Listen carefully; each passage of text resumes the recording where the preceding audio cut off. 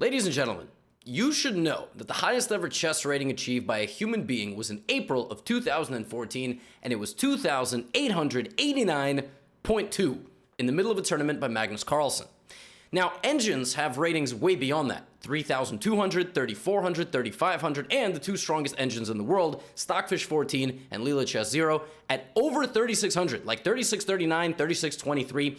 And these two engines played in the most recent TCEC Super Final. TCEC stands for Top Engine Chess Championship, and it's an event that's constantly ongoing. Their website is constantly featuring games. So today, I am going to show you some of the games of the battle in the super final between Leela Chess Zero and Stockfish 14. I do have a video on this channel called How Alpha Zero Completely Crushed Stockfish. Stockfish believers and diehard fans didn't take too kindly to that.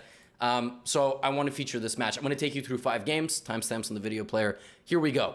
The way this match works, they play like 2 games in the same opening. So anywhere from 8 to 12 moves usually of book theory. Then they go off on their own, 120 minutes per side with a 10-second bonus. Now this is game number 2. They drew their first game. Stockfish begins with e4, and we have what's known as an open Sicilian. Now the big question, will they go for a Najdorf? They played so many Najdorfs. They played so many Sicilians, classical dragon setup. We have knight c6, which is a classical Sicilian, and bishop g5, known as the Richter-Rauser variation. Here we have e6, queen d2, and really in this structure, black usually puts the bishops like this, like little slingshots, and white castles this way, plays f3, g4, h4, and creates some sort of attack. By the way, the game before this was very similar. So a6, now long castles, bishop d7, f3, everything that I promised. Black sometimes will even leave the king in the center because you know that white is about to attack you on this side of the board. And so you just kind of feel like you're a little bit safer down the middle. H6 kicks out this bishop, and now b5. All very standard stuff, everything as promised. But now the first potentially strange move, which doesn't look quite normal because, you know, you're looking at rook b8, b4, maybe some queen move, knight to e5. This move is played because you don't want to trade anymore, and you can't really play f4 because g4 hangs, and you don't really want to play h3 because it's kind of a loss of time and gives black some time to consolidate. Like this knight can always jump to c4, and now all of a sudden it's black who is attacking white. Every move matters here. So Leela in this position gives up the b pawn straight away. Just gives it up. Like, looks like a guess the ELO blunder. Like, oh my god, I forgot the a pawn was there, right? It's funny because when Stockfish had this position with black, Stockfish played queen b8 before playing b4. Now, queen b8's never been played, okay? Like, according to theory, rook b8 has been played in this position, queen c7 has been played in these positions, but these bots are 3,600, so we should probably listen to them. So, b4 and queen b8. Now, remember I told you that this knight and this knight fight for the g4 pawn, and that's why you can't play f4 right away. You need to play h4. h4 is exactly what happened when Leela had white in this position. Like I said, they play a couple games. They switch the colors. But when Stockfish had white in this position, Stockfish just said, what the hell do you mean I can't play f4? Watch me. What are you going to do about it? And that's what I love about these engines. So step 1, like little concept number 1 of this video, these engines launch massive attacks but stop them. They never get a knockout blow because they're so good at defending. What they do is they isolate pieces throughout the game and lock them down and remove them from existence. So for example, knight takes g4, just bishop g1. In the middle of this game, you can give up 2 pawns. You can give up g4 and b4. You're just down a pawn, clean pawn, and then you just chill. You just play another backwards move, blocking the queen from attacking you on the b2 square. I mean, e4 is up for grabs, but you really can't take this. Because after knight takes e4, queen takes e4, well, it's tragedy, right? So there's always some sort of tactical justification for why certain things can't happen. And now we have h5. A position's really complicated. So what Leela's trying to do is Leela's just trying to rescue the knight because otherwise it was going to get trapped. There was other ways to play here. For example, there was this move rook c8, and if you just play h3 looking to trap this, I just completely give it up. Because now there is no bishop g2 since you've moved your queen off this line. But we're not going to get into the ultra complex variations of 3600s. I'd honestly rather relay to you what's going on. So bishop d4. What the heck is bishop d4? I don't understand. Stockfish backed up, now is coming forward, and is evaluating this position as borderline winning for white. Why? Because black is not going to have time to consolidate. You scattered black's pieces to such an extent. This knight is completely locked out of the game. How is black ever going to do anything here? If the bishop ever comes out, I'm going to maul you down the g file, right? So bishop e7, rook g1, and Leela just says you can take on g7. I'm completely fine giving you this pawn because I have no way to defend it.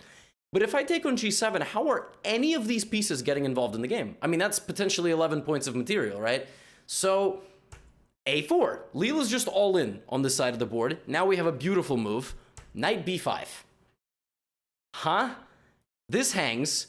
This almost looks like it hangs. The queens see each other. You actually have to take the queen. Now I get my knight out of danger, right? And you really can't play bishop takes b5 here because what happens after something like king f8? I just back up.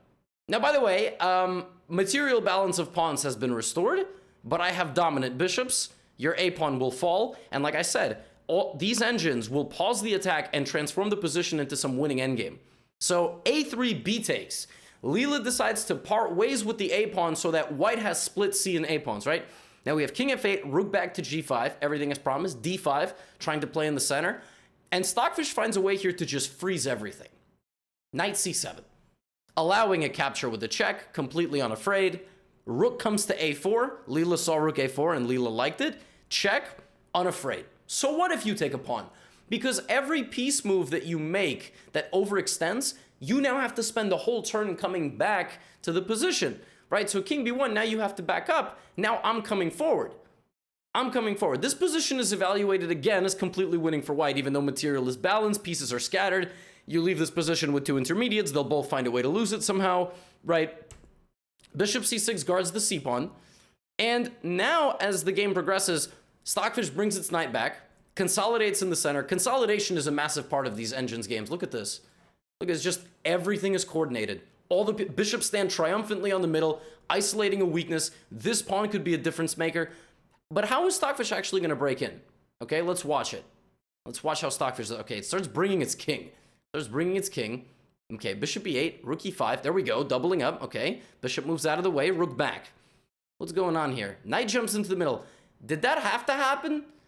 Actually, yes, because there is no way to protect this knight. Because, again, this knight has been this knight has been totally isolated, and actually the light-squared bishop has been totally isolated as well. So now, to defend itself, it has to give away a pawn, Leela does, and back up. But now Leela's down a pawn, which means that there is a passed c-pawn, and now Stockfish will try to simplify, temporarily offering the pawn right back, but that would lose to bishop c5 check. And see, now you would have to either lose this or this. So knight to f5, bishop f6. Oh, engines love this stuff. They love this, just gluing the position shut. And now the engines actually do play until like mate in some cases because they, you know, just out of respect for the game, I suppose. Look at this.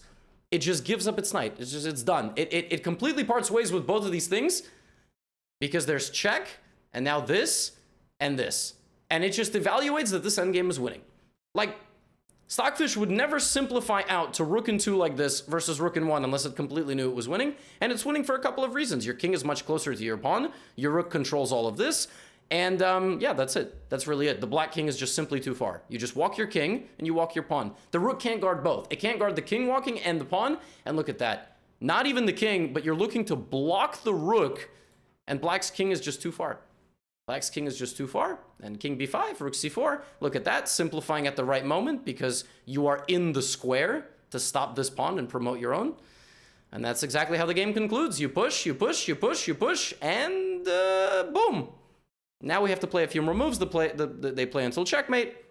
So you are not too different than 3600 level engines. Let's go to the second game. In the second game, we are now at game 25. Okay, this is game 25 of this match. Stockfish has a 2-game lead. So 4 wins for Stockfish, 2 wins for Leela. Now Leela's got the white pieces, and we have a French defense, okay?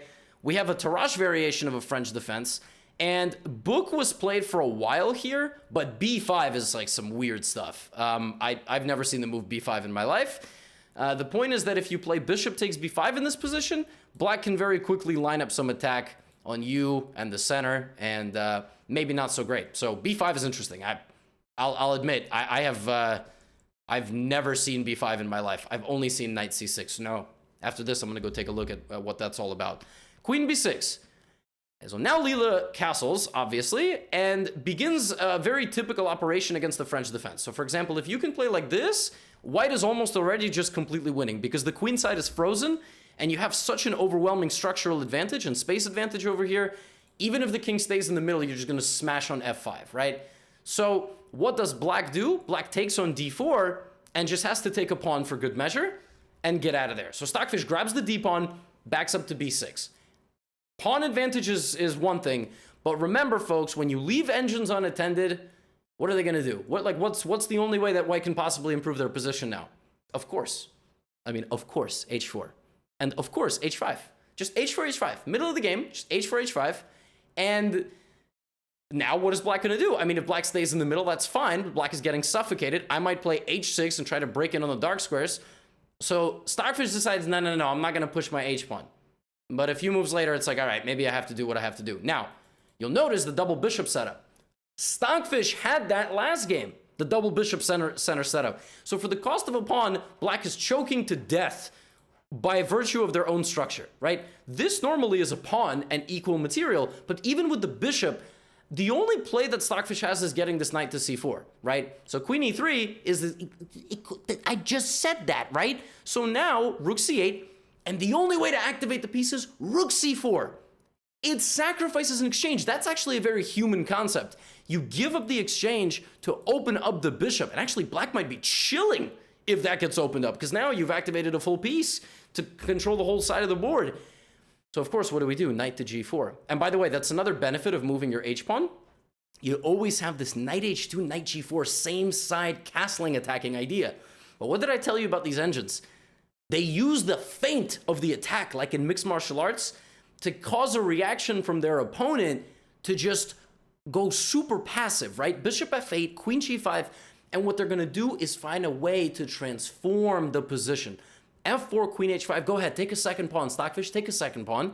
Knight, oh, look at this. This is hanging, this is hanging, this is hanging. If you play queen takes e2, which is what's played in the game, I grab myself a rook. Material balance has been restored, but you still have this moron bishop on b7, the French bishop, right? And now f5. I told you that attack was going to come through. Rook e1, and now we trade. What? We trade?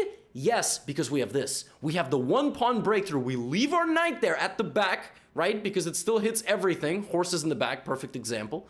Fe, rook e6, and black is just too scattered. Black just doesn't have enough space to consolidate everything, but this is Stockfish, so it finds a way. King g8, now we trade. Hello, I hit everything in here, and now I have to win this endgame. So first I'm going to block your king side pawns, then I'm going to start bringing my king. In the middle of the fight, I got to bring my king.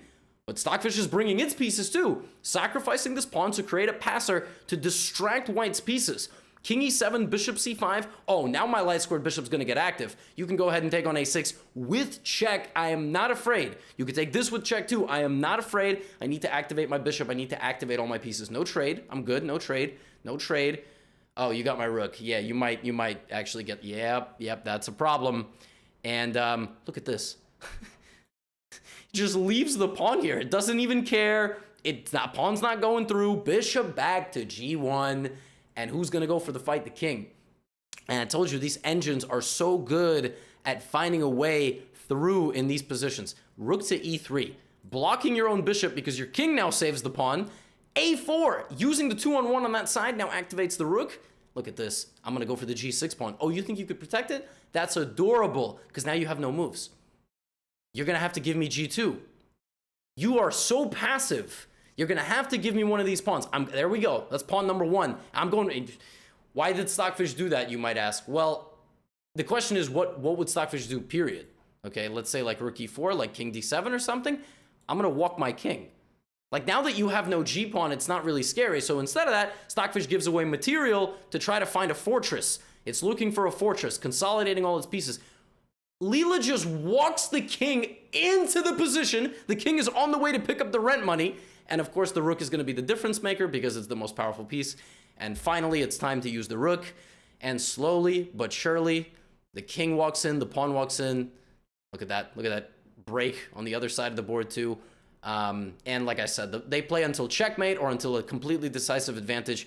And Leela gets this one. So Leela sacrifices a couple of pawns transforms the middle game advantageously to a rook and minor piece endgame, uses the final pawn breakthrough to get in, hunts down the only weakness or the only liability of the position, which is the g2 pawn, by bringing the king in a loop back around, making the light-squared bishop go all the way passive, winning the pawn, and then walking the king back out. I mean, it's absolutely fascinating stuff. Okay, let's take a look at the third game that I'd like to show you, which is game. I have like my little guide here because I wanted to get all the facts right. I put in a lot of work for these videos, by the way. I hope you're enjoying yourself. 15 minutes into it. This is game number 43. They played a 100-game match. Did I say that at the beginning? I don't know, but they played a 100-game match. This is game number 43. At this point, Stockfish has 6 wins. Leela has 3. So the margin is expanding, but not so drastically. It's like 3 games, 6 wins, 3 draws. 6 wins, 3 wins. And this is game number 43. Leela begins with d4 this time, and we have something known as a Slav defense. So like I said, they just play a lot of openings, some dubious, some not.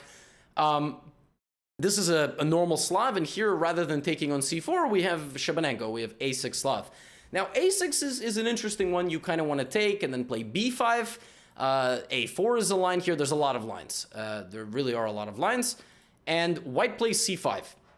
c5 is the way that normally white will justify advancing, because normally this can become a weakness with b6, but black has already played a6. So this doesn't make much sense, because now you just create dark squared weaknesses. So that's why you would play c5. And then black is going to trade off the light squared bishop, because the light squared bishop sucks. We've seen the light squared bishop become a problem in many of these positions. So obviously, knight to e5. Now, this has actually all been seen before. As dumb as this looks, this is the way black justifies defending this pawn with this rook. And later on, you'll trade off this knight. Then you will actually play b6, hopefully. And this rook might even swing over. But the tricky thing for black is how the hell do you develop your pieces, right? So g6, bishop g7 is the way Stockfish chooses to play this position. When Leela had this position with black, Leela immediately traded on d7, and Stockfish castled short to try to get its advantage going.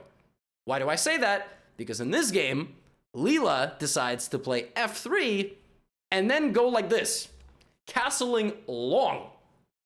So Leela's down for a fist fight. All right, Leela's mad. Leela's down 6-4, 6-3. Leela's got to fight. So castles, which means that obviously now that you have castled on opposite sides, you've got to play the move h4. Nope. You need to play against your opponent's play. So we're not going to let that b6 break happen. There is another break, and that break is e5.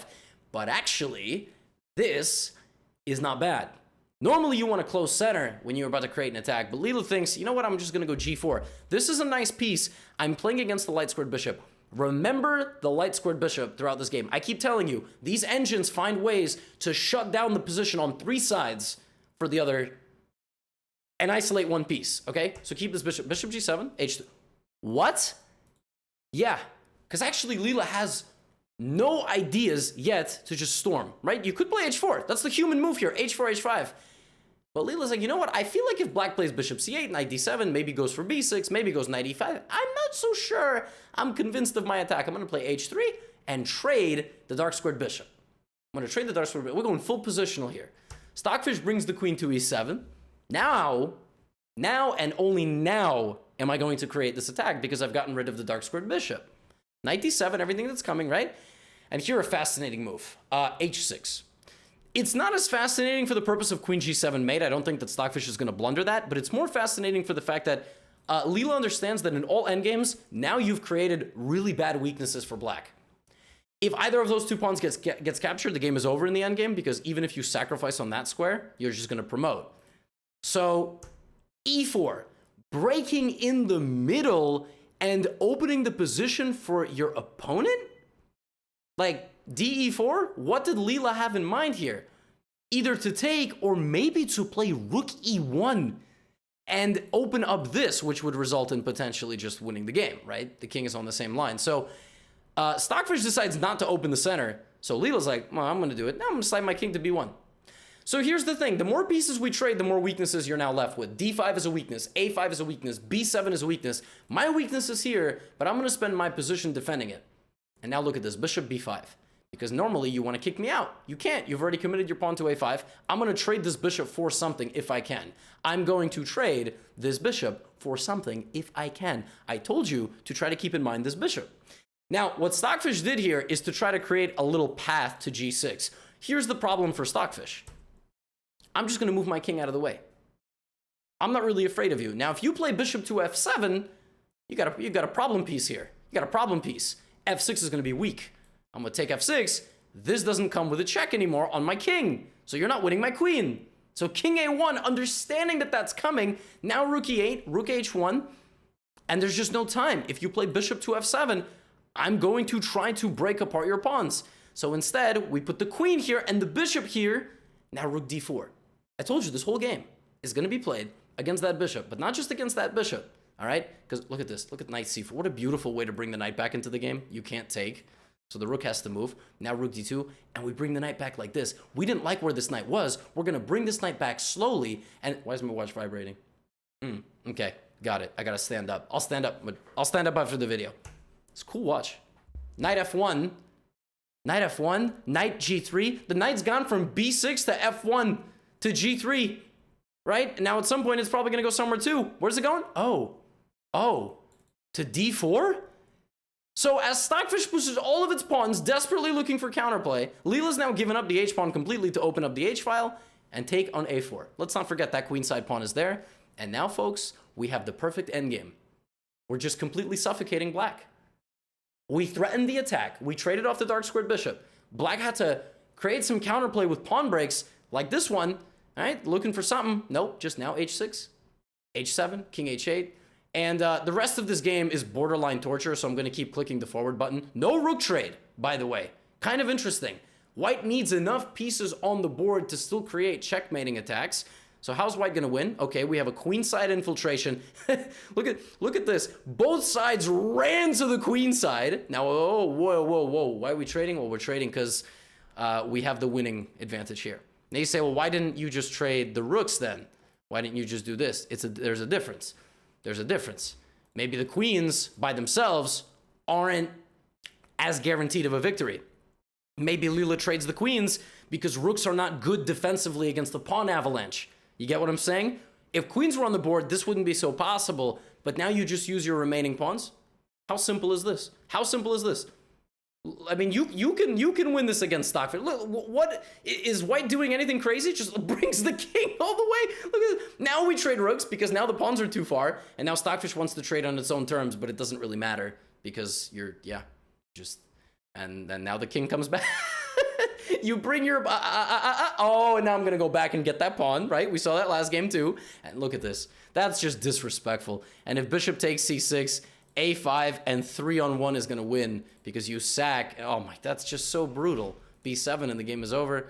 So, a little flashy stuff there, and the game ends with, but look at this. The game ends with not even b8 queen, but c7 queen. c7, c8. I mean, it's a little bad manners there. It's sacrifice. Look at this. It was a stalemate trap. If you take this, it's a draw. Computers have a sense of humor. So that was how Leela won a couple of games. I want to show you the last two games of this video. Oh, sorry, this was the game that I already showed you. Let's click this one. We're fast forwarding to game number 66. So the score lines thus far have been just one draw. That was game 1. 4-2 for Stockfish, 6-3 for Stockfish, and now it's 10-5 for Stockfish in game number 66. This is in the middle of a 4-game winning streak for Stockfish. And Stockfish did this several times. Actually, Leela never won 2 games in a row the entire match, but we'll talk about that at the end. Stockfish won many games in a row multiple times, so it has a 5-game lead, 10-5 with many draws, d4. And a couple of times they would play the King's Indian defense. Now, the King's Indian, nowadays at engine play, refuted. I'm not kidding. The King's Indian defense in engine play is refuted. It's borderline refuted at the Super GM level. Like, many times white will just get a totally winning position. Because the King's Indian, the allure of it used to be that just a devastating kingside attack, imbalance, doesn't matter what the engine says. And yeah, but now engines just find different ways to refute the attack. So Stockfish goes for the same-ish variation with bishop g5. Normally bishop to e3 is played. Bishop g5 is the second main line. You kind of bait the move h6, so then you can then go back and create a weakness. You're not going to take on f6. That's not what you're doing. So knight c6 is a move. It's not the most popular move. This has all been seen before, and here bishop d7 is just extremely rare. It's far more common that black plays a6 with rook b8 and b5, but I think the engines were programmed with bishop d7, right? Because they were programmed with certain variation. h4, h5, long castle, and knight a5. This is black's entire point. Like, I'm going to play b5, create counterplay over here. White plays knight f4 because you gotta bring the cavalry. Now the knight goes back. The knight goes back because the knight has stopped guarding the center. So now you have this potentially, and sometimes you might even repeat. And they do, actually. The players do repeat. And then Stockfish is like, I'm not going to repeat moves because I'm a computer, so I'm going to play a move that doesn't make any sense. I'm going to play g4. So I'm going to sacrifice a pawn. It's not a move that I can make, but I'm going to make it because I'm Stockfish 14 mofos. Takes. Leela has a choice now between taking this with the bishop or the knight, and it chooses neither. It's like, holy that's too scary. I'm not going to take on g4. I'm going to go back to h7 so you can't play h5 because I'm going to take your bishop, which you've left here. You're stupid. You're overextended. I'm going to take on d4. That's very funny because I'm just going to play knight d5. So now, again, you cannot take on this square because knight to e7. You cannot play e6 because I take your queen. So what are you going to do? Rook e8. Okay, now you are threatening to take. You can have it. You can have this. Bishop h6. e5. So now with this move, we have a few activations. This is under pressure. The queen is now open. The rook is a little bit more open. Maybe if I take, the rook is really going to be open. So we have takes. And remember what I told you about these engines? They're so good at, in the middle of an attack, going, you know what? As a matter of fact, I'm not going to play h5, hg, because maybe you'll create a fortress, bring your knight back. As a matter of fact, I'm gonna take your soul. I'm not gonna checkmate you. I'm going to take your soul. Good luck ever making a move after I play g5. Where's this knight ever going? What, you go to f8, e6? The second you abandon your king, then I'm gonna play h5. So first I'm gonna play g5. Oh, you want some counterplay? That's adorable. That's adorable that you want some counterplay. Rook f1. I'm still constantly creating an illusion that there is going to be some attack, maybe h5. Oh, queenside counterplay, right, because you're desperate. You understand that at any moment I could throw a knockout punch, so you're going to try to come in here, right? b4. What do we know about these engines? They're so deceiving. This is about to become the biggest possible endgame liability because in a moment's notice, I'm going to change the whole course of this game. So rook g1, I'm still angling for an h5 at some moment if you're not careful, right? So a4, h5, there it is. Oh, bishop h3, rook f2, king g8, rook h2. Like, I'm on the verge. It's about to be a knockout, and yet I just come back. I just come back to make sure that g5 is protected so your knight never makes it back into the game. Because if you try to activate this knight, at some moment I will take, and then I'll swarm you on the h-file. You're never going to get out. So bishop e6, rook h1, king g7, knight f2, still bringing my pieces. Aha! That's all I needed. Now you're frozen on the queen side. So the b pawn is a huge weakness. If you play c5 going, yeah, I have connect 4, now d5 is a big weakness, and you'll never break in the center. And once I know that you'll never break in the center, it's time to attack you. And now knight f5 check. What? G takes g6. And then the queen comes in, rook comes in. At a moment's notice, everything can fall apart for black's king. So since that is always there, black still needs to defend, and what black does here is try to call the bluff. Takes on g5. Stockfish is like, you sure? You sure about this? Okay, takes. I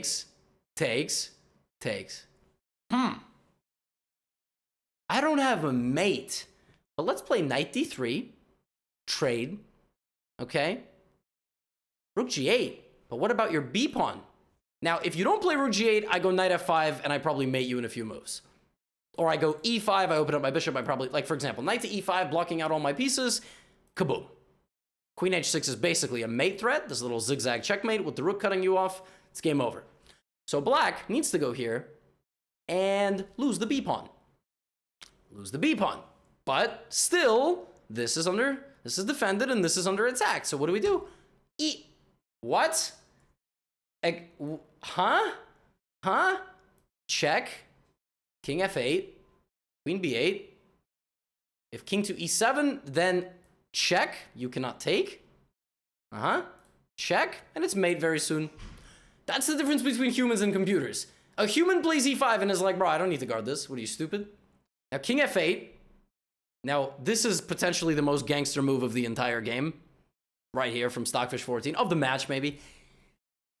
Try to find it. You want to find it? King C... Huh? Why? Why king c2? Well, rook g1 is never a check now, and if you play still queen takes c3, I have the same thing. King e7, what? Takes, right? Check, here. You see, if the king was on b1, check, king c2, rook c1 is a mate. But because the king is here, you don't have a tempo-winning move. You can't go rook g1. That's the whole point of king c2. It's insanity. It's completely insane. Rook g3 takes. The knight is still hanging. Rook e3 check, check. And now once you think you've settled everything, no. Boom. Boom. Boom. Uh-oh. Bishop e4. We're still gonna get an endgame. The computer's not satisfied winning this with the rook. It's like, hey, I like how the computer's BM. You know, they literally do. It's crazy. Look at this move. Look at bishop to f5. To try to go d7. You can't take because there's no way to stop it.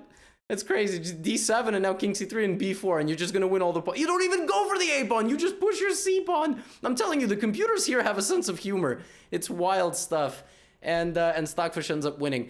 And like I said, Stockfish built up a massive lead. I mean, we're talking, you know, it was 4-2, 6-3, 10-5. Stockfish took a like a 7-point lead. It was 13-6.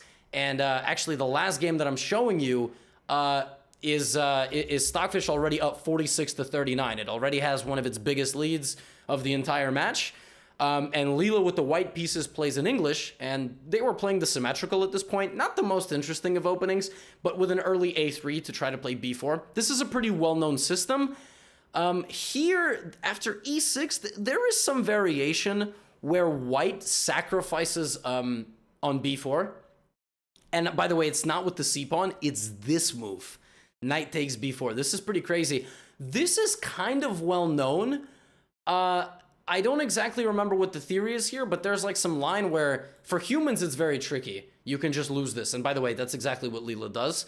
But it might be something like this, and no, not bishop a3, but like takes and bishop a3. And basically, you know, you just say, I have this very powerful dark squared bishop and this very powerful light squared bishop. But engines aren't afraid of this stuff, by the way. Like knight f3, look at this move. So just developing, and now check and here. Now this could be very unpleasant for a human being. Stockfish now needs to defend this position. It's not so simple to do it unless you're rated 3,639. So Stockfish just pushes its pawns. It doesn't care about development. Okay, let's get rid of your knight. Okay, if you take, maybe a little bit unpleasant here, suffocating. So, okay, I'm just gonna bring my king and just keep pushing my pawns. This game is very wild. G4. F6. Knight back to D2. Maybe go to C4, maybe protect the pawns, maybe E4, F4, just all the pawns. By the way, I'm not kidding. Leela just literally launched everybody forward with the king here. Everybody. Now, again, as a human, this actually kind of looks pretty scary with black. Engines really take the mystery out of some of these positions, because the truth is, if you don't push these pawns the right way, and you're not going to get them through, you might lose. You might lose, because when I open up the center, you're going to have 1, 2, 3, 4, 5, 6, if this ever makes it to the center. It's a very angry crowd of pieces, right? So rook h7, bishop goes back, and queen goes to b1, because we're ready. Like, I see these weaknesses. I'm about to open things up, right? d5. So what does Stockfish do in the face of danger? Pushes a pawn. This whole game is like Bull and Matador. I got so excited I spit. Hopefully you didn't see that, but I just brought attention to it. So h5. Whole game is like Bull and Matador. Rook g7. This doesn't even care. Let's go. You want to fight? Come on. Let's go. Come on. Okay, g5. Oh my god, that's so scary, Leela. Takes. The kitchen sink. All humans would collapse here with black. I mean, it's just too much to calculate. Stockfish is like, okay, rook a5. Rook rook a... What? You could take this, and you play rook to a5 this? What? Rook to a5? And now Leela's like, I'm going to take this bishop, deflect the queen, boom, that's it. I've made it through. Stockfish is like, and? What's next? Leela's like, oh, I got you. King to h1, because now I'm going to try to break in on the g file, and Stockfish is like, all right, it's time to show you why I played rook a5. I'm going to give you my rook. You have to take it. You can't let my rook activate itself. Now I have 3 pawns, e4, c4, e5, c3. Now that your bishop is closed off, the next thing to do is to get your queen out of there, or just win your bishop completely. Now again, it's still a little bit of a scary position with queen g6. You know, again, if you push the wrong pawn, you really could get yourself into some trouble here on the g file or something. But this is Stockfish we're talking about, so it goes here. f5, we're like just there, but here comes the counterplay. Queen c4, queen d3, and pawn takes f5. And potentially the most gangster move of the entire game. Rook takes pawn. And Stockfish is like, look, Leela, it's adorable that you thought you ever could attack me. Take my rook. It's over. Bishop d4. King g6. I only need 3 pieces. Look. Do you realize how many pawns Stockfish is up? Stockfish is up 1, 2, 3, 4, 5, 6, 7. 6 pawns! It has a 6-pawn advantage. 6-pawn advantage for a rook. So it's actually up material. Rook f3, bishop e5, and Stockfish ends this game in style with b2, queen h4, queen e1, and another queen promotion. And the craziest thing is, if you take this queen, check, here, check, leads to a mate. So that's actually exactly what happens. And all the pieces fall, the queen falls, and several moves later, black checkmates white. And let it be known that this was the only game of the entire 100-game match that black won. Black won 1 game. I think white won 24 games or something. Black won 1 game. This was the game. And after this, Leela also lost 4 games with black. It just lost with white. Leela lost 4 games with black. To lose the match by a final margin of 12 games. Stockfish won 19 games, and Leela won 7. So 56-44 was the final score. These games were absolutely nuts. But the defining factor of a lot of these games, first of all, some of these openings just don't work. The French defense just doesn't work. Some of these Slav defense variations where you're suffocating from the opening really don't work. You desperately have to hang on for a draw. And the truth is that with optimal play, it seems like chess is either a draw, which they had many of, or white gets a lot of winning advantages. Now, the good thing is, it doesn't matter, because I don't understand any of this stuff. And trust me, if you are a triple-digit or a rare double-digit ELO player, you don't have to worry about any of this. You just watch, like in a museum, like, wow. Okay, I'm gonna go back to my normal life. That's the way this works. Anyway, I hope you enjoyed. I know you all like engine games. If you made it this far in the video, thank you so much for the support of nearly 40 minutes. Peace out. Get out of here.